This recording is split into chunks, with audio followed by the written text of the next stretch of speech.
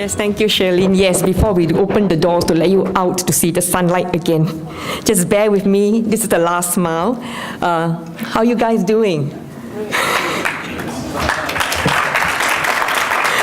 You know, we as organizers are very greedy. When we saw the list of possible speakers, and they're all wonderful speakers, we refused to turn anyone away. We say we want them all. And the result is that we have downloaded a lot of stuff to you guys today. But I really hope that you've enjoyed the conference. And I just thought that before we close it, let me just share with you my takeaway from the conference today, the kind of emotions that it invoked in me. You know, Mayor Chu, he started the conference by talking about, you know, he wanted to make his presentation different because they said that there's not much point in him sharing things that's common. He wanted to share something different. And I think that's a theme that ran through the whole conference because we talk about distinctive cities. We talk about how we should not Coca-Colaize or McDonald's cities. And as I say, it was a theme that ran through. And indeed, even in that idea about not Coca-Colizing or McDonaldizing cities, I think the presentations today were not at all Coca-Colaize. They are all very interesting and very varied.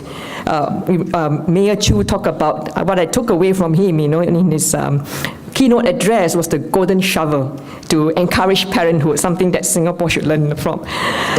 As I was going through the 4 different segments, I didn't realize it came out to this way, but actually my emotions and my feelings for the 4 segments all started with P. The first segment on quality of life and urban lifestyle, which was an all-Singapore speaker segment, invoked in me a sense of pride. I was very proud as a Singaporean listening to them talking and sharing about what's happening in Singapore.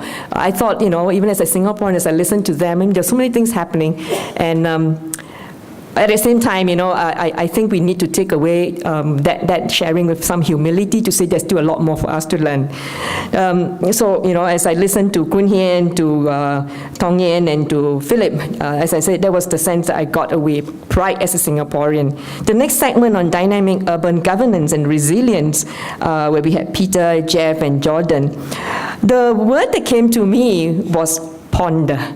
It was very thought-provoking and left me pondering about the many things that they talk about, whether it is black swans, wicked problems, you know, and we started with history. Peter gave us a history of the tale of the 2 cities, Venice and Boston, and then we ended with rap, you know. So it was quite wide-ranging, and Jeff also kind of reminded us about the potential of using sensors to deal with not just the very many complex issues that we have today, but even day-to-day issues.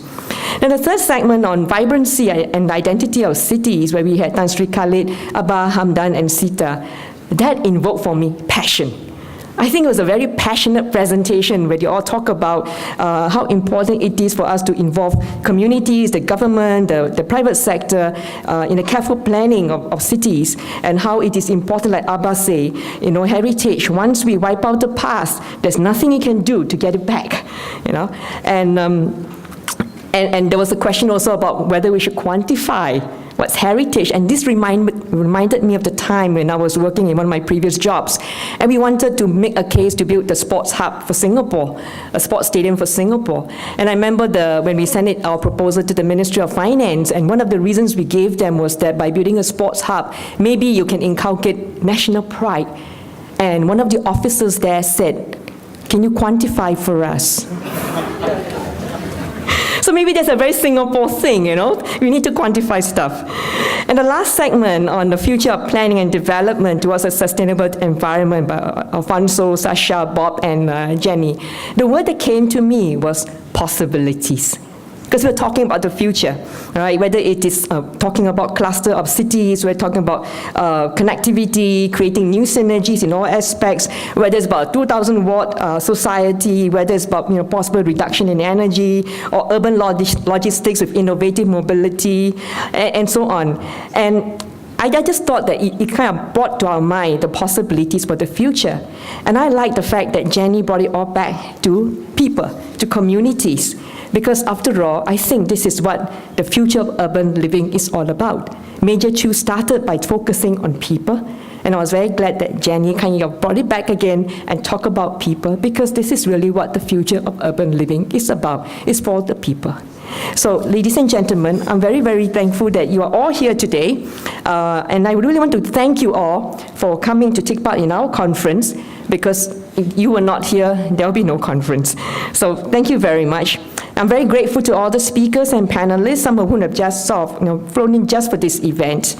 And I hope that you all enjoyed being involved and will take something away new from this event. I also need to mention that I forgot to mention one sponsor that have helped us in this conference, and that's the Lee Foundation. I forgot to mention it this morning. Now, last but not least, I want to thank Mr. Khoo Teng Chai, the ED of Center for Liveable Cities, and my Singapore Fellows for being so actively involved and stepping up to be the moderators during this conference. And I look forward to seeing some of you at the gala dinner later tonight. Thank you very much.